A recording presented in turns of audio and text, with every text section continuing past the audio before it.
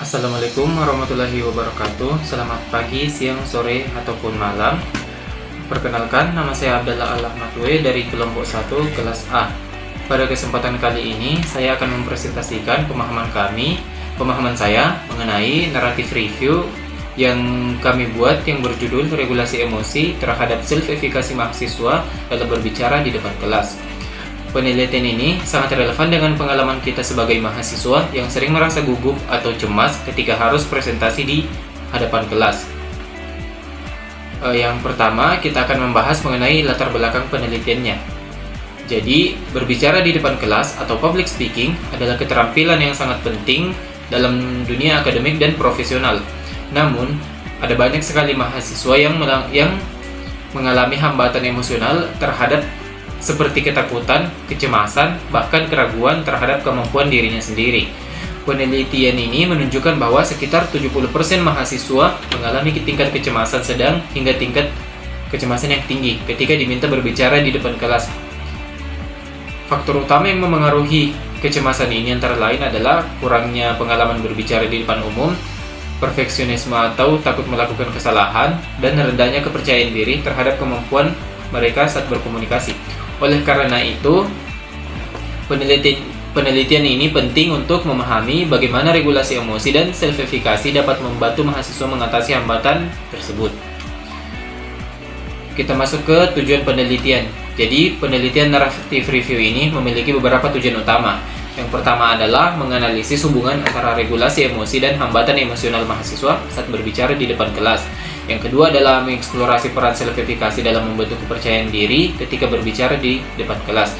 Yang ketiga adalah menjelaskan bagaimana regulasi emosi mahasiswa berubah dari perasaan takut, gugup, dan malu menuju kepercayaan diri.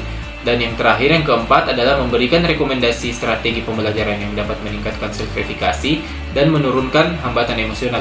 Dengan kata lain, penelitian ini mencari solusi praktis untuk membantu kita semua menjadi lebih percaya diri saat berbicara di depan kelas. Metode penelitian yang digunakan adalah narrative review, yaitu meninjau dan mensintesis hasil penelitian terdahulu secara mendalam. Sumber data yang kami gunakan berasal dari berbagai basis data akademik internasional seperti Springer Link, Science Direct, Google Scholar, Scopus, dan Sinta. Artikel yang dipilih menggunakan kriteria tertentu. Ada 3 kriteria yang kami gunakan. Yang pertama adalah diterbitkan dalam rentang waktu 5-10 tahun terakhir. Kemudian berasal dari jurnal terindeks nasional dan internasional. Yang terakhir membahas topik self-efikasi, regulasi emosi, dan kecemasan berbicara. Analisis ini dilakukan dengan pendekatan naratif tematik analisis untuk menemukan pola tema yang muncul dari literatur. Hasil penelitian yang kami dapatkan adalah, yang pertama saya akan membahas mengenai hasil penelitian hambatan emosional. Jadi ada 3 hambatan utamanya. Yang pertama adalah fear of negative evaluation atau ketakutan akan penilaian negatif mahasiswa. Mahasiswa merasa cemas bahwa audiens akan menilai mereka secara negatif, baik dari segi konten presentasi, kemampuan verbal, maupun penilaian fisik. Ini adalah hambatan yang paling dominan terjadi. Yang kedua adalah performance anxiety atau kecemasan performa, di mana mahasiswa merasa khawatir tidak mampu menyampaikan materi dengan baik, melakukan kesalahan, atau mengalami blank di tengah presentasi. Yang ketiga adalah psychological symptoms, yaitu gejala fisiologis seperti jantung berdebar, tangan berkeringat, suara bergetar, dan tremor. Gejala fisik ini memperburuk pengalaman berbicara. Tapi yang menariknya, penelitian ini menemukan bahwa self-efikasi memiliki hubungan negatif dengan kecemasan berbicara, yang artinya semakin tinggi self-efikasi mahasiswa, maka semakin rendah tingkat kecemasan mereka. Kemudian ada hasil penelitian regulasi emosi. Temuan kedua adalah tentang peran regulasi emosi dalam membentuk kepercayaan diri mahasiswa. Ada 4 strategi regulasi emosi yang terbukti efektif. Yang pertama adalah cognitive reappraisal, yaitu mengubah cara kita menafsirkan situasi berbicara. Misalnya, mengubah perspektif dari ini adalah hal yang menakutkan menjadi ini adalah tantangan yang bisa saya hadapi dan harus saya lalui. Penelitian ini menunjukkan adanya strategi yang paling ampuh. Yang kedua, preparation and practice, persiapan dan latihan yang matang dengan berlatih berulang kali. Kita mengurangi ketidakpastian dan meningkatkan rasa kontrol. Yang ketiga adalah relaxation technique, yaitu teknik relaksasi seperti pernapasan, visualisasi positif, dan progressive muscle relaxation. Ini membantu mengelola gejala fisiologis kecemasan. Yang keempat adalah positive self-talk, dialog diri positif menggantikan pikiran negatif seperti saya pasti akan gagal, tapi kita akan menggantinya dengan afirmasi positif seperti saya sudah melakukan persiapan dengan baik, maka saya harus bisa melakukan ini dengan baik. Penelitian ini menunjukkan bahwa manusia yang rutin melakukan latihan presentasi selama 1 semester mengalami penurunan signifikan dalam kecemasan berbicara dan peningkatan kepercayaan diri. Yang terakhir adalah hasil penelitian self-efficacy. Temuan ketiganya adalah tentang peran self-efficacy dalam membentuk kepercayaan diri. Self-efficacy adalah keyakinan seseorang terhadap kemampuan mereka untuk menyelesaikan tugas.